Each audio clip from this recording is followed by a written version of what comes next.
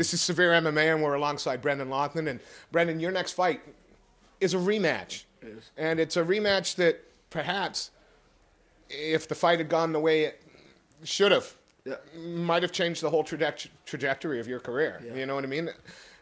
Do you look, is this, silly question with Mike Wilkinson, is this the biggest fight you've had? Is this the most important one? I think when you get to this sort of stage now, every fight's kind of the biggest you have in it. But this is definitely got a bit of a personal feel to it. And I mean, we're both local lads. It's the MEN Arena. For me, it's the mecca of MMA. And, you know, I'm a young lad. I've always been watching Ricky Hatton and that from when I was young there. And now it's time for me to go and co-headline it. And I mean, great feeling. Mike Wilkinson. I'm looking forward to getting the job done on the night. You know, this is not an opponent that's new to you. This is an opponent that you've competed with and competed over 3 hard rounds with. What's going to be the difference? It's going to be round 4, 5, 6. But we're going to see a totally different Brendan Loughnane. It was a little boy that was in there last time. The boy has become a man, and it's totally different now. It's going to be a different ball game when I see the finish.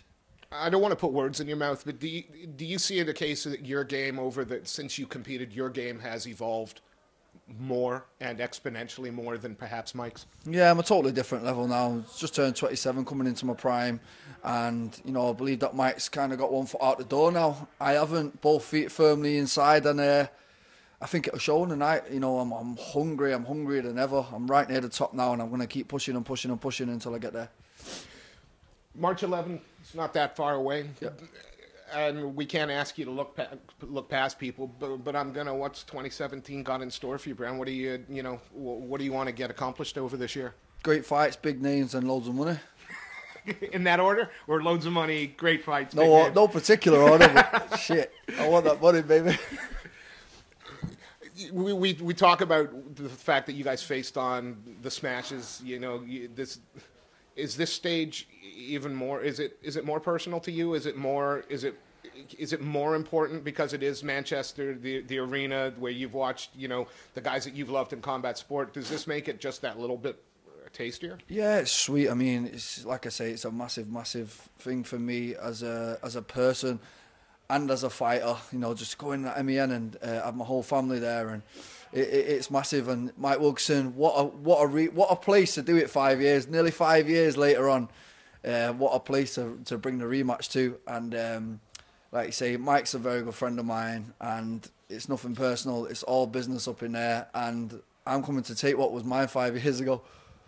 You say, is there going to be any kind of, you know, any banter leading up to it? Is this a fight really truly based on, you know, you said you respect him, he's your mate. Is this a fight based on respect, or is there a little? I've got total respect for him. He didn't tell the judges last time what to do. You know, he went in and fought his heart out just like I did. We both fought for our dream.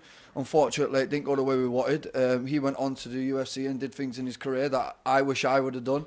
And now Brendan is going to do it, and this is the start of it. Again, when you look at your opponent's been there, he got that kind of taste that you didn't get the opportunity. It still boggles my mind how some tough guys get a shot and some guys don't. He got that taste of it. Again, I keep referring back to you, though. You know he's had a taste of it. Yeah.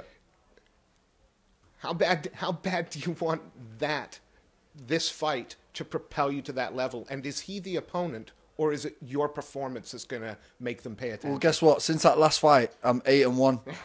And that one is another one of them where we go, so I'm not really lost since then, and I didn't even lose then. No. So if we put it all into perspective, I'm 15-0, right? So I'm going in there the favourite, and I'm going to go and take what's mine. I mean, personal vendetta, call it what you want, but like I say, if that would have went the way it should have, things would have been a totally different story. But we can't change the past. I'm grateful for it. I've grown from it.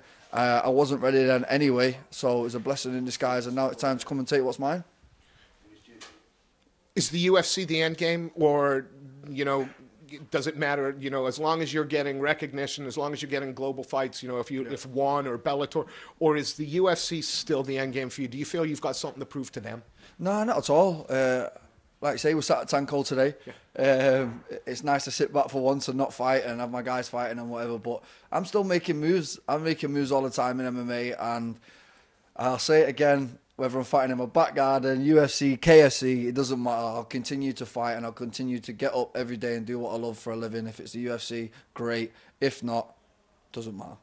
One more question, Brendan, we'll let you go. And I'm just at because the fight's just been announced. You know, it's a guy that your name was attached with a little bit, Paddy Pimblett, Yep. Nad Narimani. Now you got Stapes thrown into that Cage Warriors mixed well, and another name that was attached to you for a potential fight. Because you're not signed to him, let's ask, how do you see that fight going? Is, you know, Nad and Paddy, is that, where do you pick? I really rate Nad Narimani. I like watching his fights. I like his style, and I think it's a tough matchup for Paddy. I think Paddy's the much larger man now. So if Paddy gets hold of him, could be a hard night for Nad. If Nad goes past the first round, I think it's going to be an easy night for Nad after that. Like you say, Stapes is thrown in the mix now. I mean, I don't know what he's doing, lightweight or featherweight. I'm not sure. But I would love to fight any of them three guys. It's just that, you know, the timing's not right on things, and it is what it is. I'm sure if they're meant to be, they will happen. Brendan, your fight is on March 11th. It's in the Manchester evening. It's the biggest arena in Manchester. You're fighting in front of a home crowd. Just what kind of performance can we expect from you? I'm coming off 3 straight TKOs, and I don't know, 4 sounds pretty good to me. No omoplata sub then? Come on, when's the last time you've seen Brendan Loughnane take someone down and try and submit? It just doesn't happen, does it? I'm going to go in there and I'm going to throw down like I did last time. Last time me and Mike fought, it was back and forth, bum, bum, bum. And this time is going to be the exact same, apart from a much sharper, much fitter, much stronger, much wiser Brendan Loughnane in there.